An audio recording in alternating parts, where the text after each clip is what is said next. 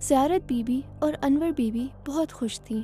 30 ستمبر 2024 کا دن تھا اور یہ دونوں بزرگ خواتین عمرے کی ادائیگی کے لیے روانہ ہونے والی تھیں۔ ان کا تعلق پنجاب میں جڑاوالا کے ایک گاؤں سے ہے۔ یہ خواتین اپنے قریبی رشتہ دار نیّر عباس کے ساتھ قریب کے ایک اور گاؤں پہنچیں، جہاں کے امام مسجد محمد ریاض بھی اپنی اہلیہ کے ساتھ اس سفر پر ان کے ساتھ شریک ہونے والے تھے۔ ان پانچوں افراد کے عمرے کا بندوبست ایک مقامی زمیندار صدام حسین نے کروایا تھا۔ صدام حسین نے عمرے کے اخراجات ادا کرنے کے علاوہ پانچوں افراد کو اسلام آباد ایئرپورٹ بھی اپنے خرچے پر بھیجا، لیکن پاکستان سے روانگی کے صرف ایک ہفتے بعد ان پانچوں افراد کی سعودی عرب میں گرفتاری کی خبر ملنے پر ان کے اہل خانہ ہکا بکا رہ گئے۔ ان کی پریشانی اس وقت مزید بڑھ گئی جب لگ بھگ 5 ماہ بعد 17 فروری 2025 کو ان پانچوں افراد کو منشیات کی اسمگلنگ کے الزام میں ایک سعودی عدالت نے 25 سال قید کی سزا کا حکم دیا۔ تو یہ معاملہ تھا کیا؟ یہ جاننے کے لیے 30 ستمبر 2024 کے دن جڑاوالا میں ہونے والے واقعات پر نظر ڈالتے ہیں۔ زیارت بی بی کے بیٹے ابرار حسین کی خواہش تھی کہ وہ اپنی والدہ کو اسلام آباد ایئرپورٹ پر خود الوداع کرنے جاتے، لیکن ان کا دعویٰ ہے کہ صدام حسین نے انہیں روک دیا اور کہا کہ آپ لوگوں کو اسلام آباد آنے جانے کا خرچہ کرنے کی ضرورت ہی کیا ہے؟ ہم اگر ان کو ایصال ثواب کی نیت سے عمرے کے لیے بھجوا رہے ہیں تو اسلام آباد میں ان کو کوئی تکلیف پہنچنے نہیں دیں گے۔ ابرار حسین کے مطابق یہ سن کر ان کی فکر ختم ہو گئی۔ مقامی لوگوں کے مطابق صدام حسین ہر سال 4 سے 5 لوگوں کو ثواب کی غرض سے عمرے پر بھجواتے تھے۔ اسلام آباد پہنچ کر ان پانچوں افراد نے اپنے اپنے گھروں میں فون پر رابطہ کیا اور خیریت سے پہنچنے کی اطلاع دی اور یہ بتایا کہ اگلے دن انہیں جدہ کے لیے روانہ ہونا ہے۔ ابرار کے مطابق اگلی صبح ان افراد کو گلخان نامی شخص ملا، جس کا تعارف صدام حسین کے دوست کے طور پر کروایا گیا۔ گلخان نے دعویٰ کیا کہ اس کے ہاں 20 برس بعد اولاد ہوئی ہے اور اسی لیے وہ عمرے پر جانے والوں کی خدمت کرنا چاہتے ہیں، اور انہوں نے ان پانچوں افراد کو نئے جوتے، کپڑے اور کچھ گفٹ پیک دیے۔ گلخان نے عمرے پر جانے والے افراد سے کہا کہ جوتے اور کپڑے آپ لوگوں کے لیے ہیں اور گفٹ پیکٹ میرے ایک دوست آپ سے جدہ ایئرپورٹ پر وصول کر لیں گے۔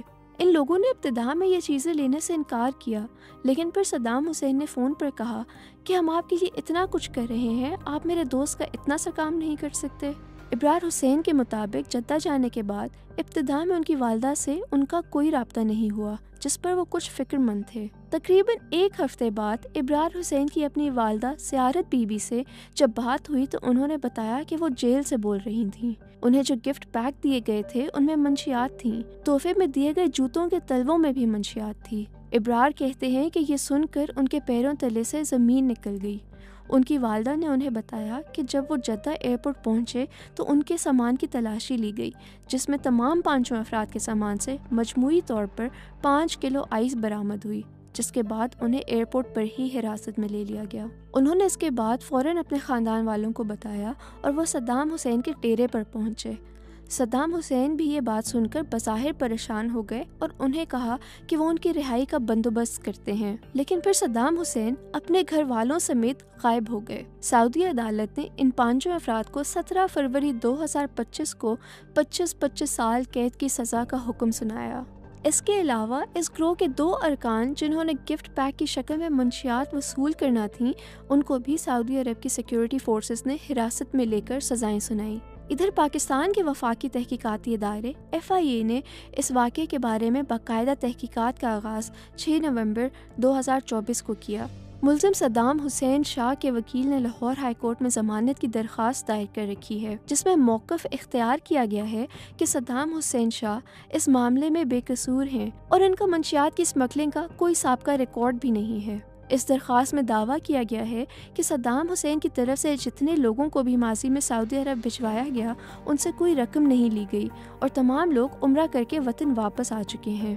پاکستان سے سعودی عرب جاتے اور واپس آتے ہوئے ان کی مکمل چیکنگ کی گئی، جبکہ سعودی عرب میں گرفتار ہونے والے ان 5 لوگوں کے ساتھ منشیات کا کب اور کہاں معاملہ ہوا، اس بارے میں صدام حسین کی جانب سے دائر درخواست میں لا علمی اور لا تعلقی کا اظہار کیا گیا ہے۔ وزیر مملکت برائے داخلہ طلال چودھری نے BBC کو بتایا کہ حکومت پاکستان کی طرف سے ان 5 افراد کی رہائی کے لیے کوششیں کی جا رہی ہیں اور اس سلسلے میں پاکستان میں موجود سعودی سفارت خانے کی وساطت سے سعودی حکومت کے ساتھ بات چیت بھی چل رہی ہے۔ طلال چودھری نے بتایا کہ حکومت پاکستان نے سعودی سفارت خانے کی وساطت سے متعلقہ ریکارڈ بھجوا دیا ہے اور یہ آگاہ کیا ہے کہ منشیات اسمگل کرنے والے گروہ کے ملزمان پاکستان میں حراست میں لیے جا چکے ہیں، اس لیے سعودی عرب میں جو بے گناہ افراد زیر حراست ہیں ان کو انسانی ہمدردی کی بنا پر رہا کیا جا سکتا ہے۔ تاہم طلال چودھری کا کہنا ہے کہ اس بارے میں حتمی فیصلہ سعودی حکومت نے اپنے قوانین کے مطابق کرنا ہے۔